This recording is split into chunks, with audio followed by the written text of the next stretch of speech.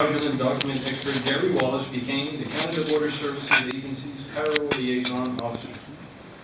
He quickly built strong working relationships with the airlines, partner agencies, and local officials, especially those at Cairo Airport. The respect he earned and solid working relations he developed paid off as the Arab Spring arrived in Egypt. During the January 2011 crisis, Gary performed above and beyond the call of duty by tirelessly working at Cairo Airport to organize the evacuation of Canadians. In a chaotic and challenging environment, initially with no support, he negotiated landing rights for Canadian aircraft, marshaled and screened passengers, ushered them through exit formalities, and supervised boarding. According to an admiring colleague, when an obstacle appeared, he surmounted them or bulldozed right through them to ensure Canadian evacuees were dispatched to safety without unnecessary delay. He was the main point of contact between various security and immigration officials and remained in constant contact with the embassy and CBSA HQ. Thanks to his leadership, communication skills, and trusting and respectful relationships he had established at Cairo Airport, a total of 7 flights carried hundreds of Canadian citizens and residents safely away from a deteriorating situation. Weeks later, Gary was sent to Libya, a country in the middle of an armed uprising, and one he had never visited. Perfect for the job. Conditions at Tripoli Airport were desperate, unpredictable, and dangerous. Talking his way into the airport, he was confronted with anxious, fatigued, and often hostile employees. Gary's steady demeanor and friendly approach, he quickly became known as Mr. Gary to airport staff, invariably won over even the most reluctant interlocutors, convincing them to provide the assistance needed for the evacuation of stranded Canadians. Comforting bewildered children, he personally guided families through the Libyan bureaucracy. Particularly noteworthy were Gary's courageous efforts regarding a number of difficult consular cases involving tragic custody disputes. When one family was violently seized by an abusive parent, Gary put himself at risk in a frustrated effort to get the family out, remaining at the airport late into the night trying to persuade the father to let the family leave. For exceptional courage, superior communication and organizational skills, and for his outstanding performance protecting Canadians in extreme circumstances, Gary Wallace is awarded the 2012 PASO Award.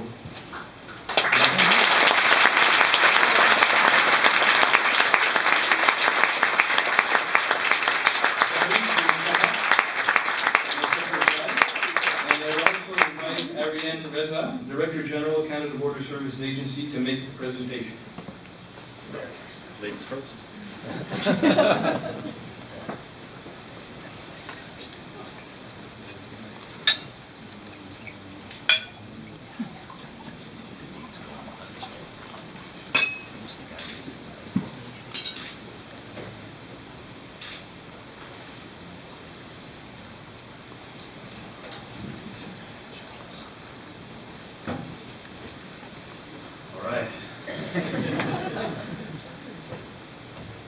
My name is Gary Wallace, and it is my sincere hope that if you take anything away with you this evening about me, it is that I am a 40-year-old balding man who has failed the FS3 exam 3 years in a row.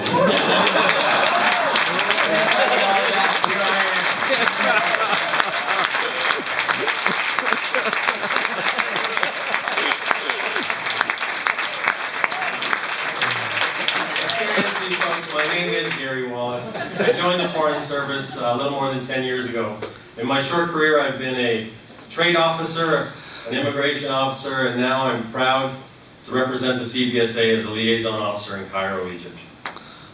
When I look back on my career that began here in Ottawa, I have to admit to you there were times when Ottawa felt like my first hardship posting without the FS3s. Coming from the West Coast, this young man experienced some degree of culture shock with the mysterious ways of Ottawa. But I will tell you with all sincerity in my heart, the things that mitigated and made my time in Ottawa great were the fact that I was always surrounded with such outstanding colleagues. They were talented and dedicated, and at base they were just great people. And I see many of those former colleagues in the audience this evening, and I wish to particularly thank them for their support and kindness throughout the years. From Ottawa, I went to Manila, Before I left Ottawa, I wanted to distill down my thoughts and perhaps some of the experiences that I had here into a sort of life lesson. And I would like to share that with you tonight. I learned during my time that in Ottawa, anything is possible. Slowly. In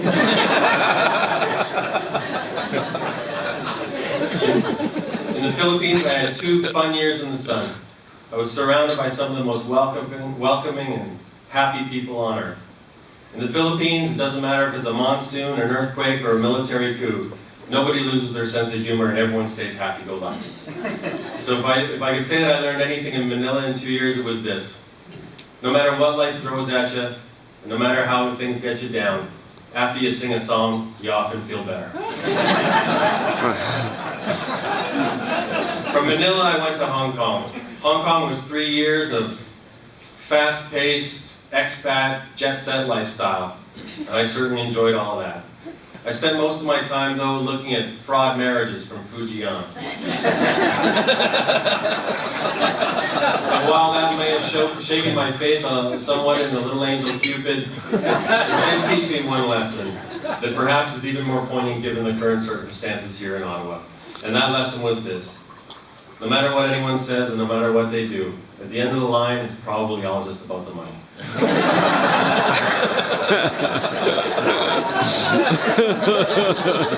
From Hong Kong, I went to Cairo. And I don't know what to tell you about Cairo except that it was unorthodox. I can't confirm or deny any of the details, but if you've heard any of the stories, the crazier they are, the more likely they were true.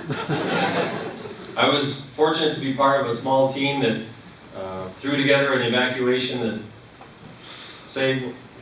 helped almost 2,000 of our fellow Canadian citizens.